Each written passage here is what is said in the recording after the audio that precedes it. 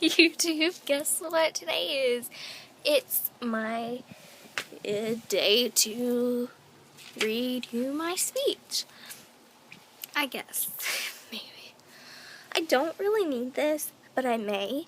So if I'm like squinting trying to look at it, I'm sorry. So, want me to start? This is kind of like Rock and Roll University will be if I ever do that.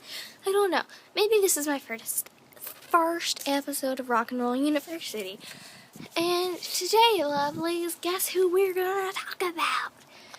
We're gonna talk about the Doors. Well, not really. Jim Morrison.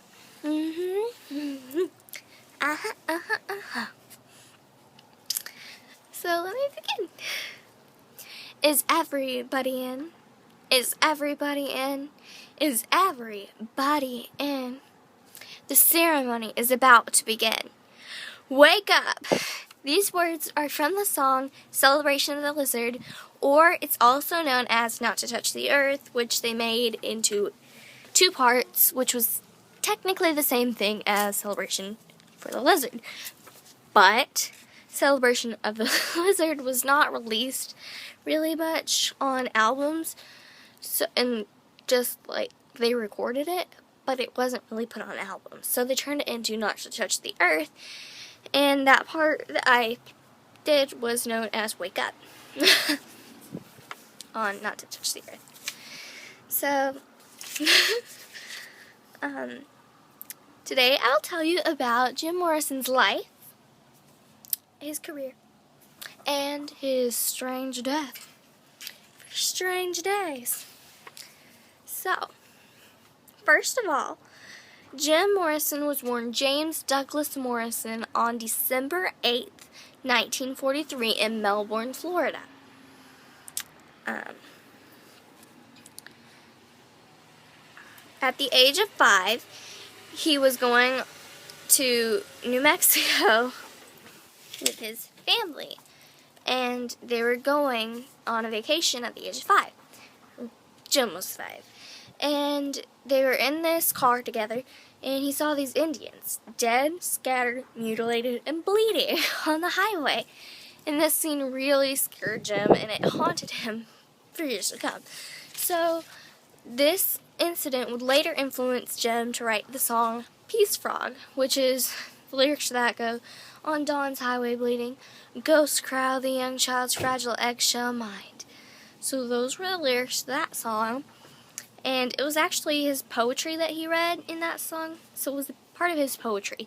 It's also in the song Ghost Song, right? I think I'm saying that right. And he also believed he was possessed by one of those Indians from that experience. As a child, Jim loved school, growing up in Florida, and with his family, his dad played the piano. So, that's why he was kind of influenced with music and stuff. But he loved writing, drawing, and all that stuff. And reading, yeah. So, Jim first went to college in Florida. But, in Florida, he was on the dean's list the first week of school. So he quit there. There is some footage of him from there on YouTube, so you can watch that there. Okay. So he then moved to UCLA in California, Los Angeles, California. And he went to the film school there. While he was at the film school there, he met Ray Manzarek. You guys know who he is. He met him there. And he wanted to start a band, Ray did. So Jim recited his poetry, and that's kind of how things happened. But, although Jim never actually married anybody, his lifelong cosmic mate was Pamela Morrison, and he met her at a club in California when the Doors actually formed, like before they became popular. So that's when he met her. I know in the Doors movie it said that she meets him, or they meet at this beach in California, but it's wrong. So, Pamela and Tim were in a love-hate relationship. She would cheat on him, he would cheat on her. And she would always go back to this French dude off in Paris. He would supply her with the drugs and money and whatever else she needed. Pamela, she died at the age of 27 as well. And when she died, although because they never married, her family changed over her last name to Morrison because they were in love. So that's tough love, I guess. Okay. So although he didn't really marry her, he married or had a brief marriage with Patricia Kennedy, which she was a journalist at the time, and she writes books now. And she was into witchcraft and Wicca and pagan and all that kind of stuff. So she was kind of the dark side of Jim. Like, yeah. In the movie, you will see she's the one that's like influenced him to drink blood or whatever. Freaky. So they did this hand fasting ceremony, which was not legal at the time. So, of course, Jim did not take that seriously. It was a form of marriage, which is where you tie your hands together and you're married. But it was illegal. So, now I will tell you about Jim Morrison's career. Jim was best known for his drinking, his drug use, and his stage appearance. Like his stage appearance, like falling asleep on stage, like all of that stuff. Getting put in jail. That was what he was famous for. He also was a poet. He loved poetry, and he was an American poet. If you guys know that. Or the album is An American Prayer. You get it. It's mainly his poetry. The members in the band The Doors are Robbie Krieger, John Densmore, Ray Manzarek, and Jim Morrison.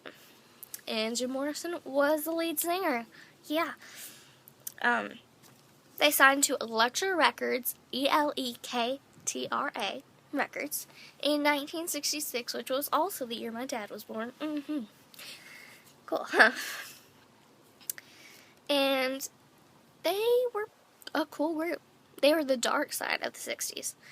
So, on the Ed Sullivan Show, which was this popular show back then, where the Beatles performed, they were going to perform their most popular song, Light My Fire. And the lyrics in that were, girl, we couldn't get much higher. But at that time, you were not allowed to say higher on live television. So, they had them change the lyrics, or the producers were talking about changing the lyrics to, girl, we couldn't get much better. But Jim agreed, and instead, when it came time to sing those lyrics, he just sang the original lyrics higher, or louder, than everything else. So throughout the Doors' history, they made 6 studio albums. They made The Doors, Strange Days, L.A. Woman, Waiting for the Sun, Morrison Hotel, and The Soft Parade. So now I will tell you about Jim Morrison's strange death. So in 1971, it is said that Jim died at the age of 27 in Paris, July 3rd, of a heart failure. And he died in his bathtub. And he died at 27, so he's inducted in the 27 Club with Janis Joplin and Jimi Hendrix and all the rest of those people. Kurt Cobain, all of them. Okay. So, that's one story. Another story is he was going to a club to get Pamela, his lifelong cosmic mate, some heroin. So, he went to the club, and when he got there, he disappeared to the bathroom, and the guys at the club decided to go check on him, and they found him dead on the toilet. So, 3 guys from the club decided to take him back home, put him in his apartment, fill up the bathwater, and put him in. That's one story. The other story is that Jim Morrison is still alive. In 1999, there was the sighting of Jim Morrison in Oregon, and he was on a cattle ranch, or horse ranch. And also, that leads to it is there was a 3-day blackout where nobody knew about Jim Morrison's death except for Pamela and the French doctor, which was a quack because they couldn't find his signature. So he never really existed. And, so with the 3-day blackout, not even his family, not even the band members knew he was dead. So it's really like nobody knows. And he also told the band members in his previous life that he would fake his own death because he was smart enough to do it. And he thought he could because he read about it in a book or something. I hope you remember something about Jim Morrison's life, his death, and his career. What do you think? Is Jim Morrison alive or is he dead? Thank you for watching, and I love you guys. Bye.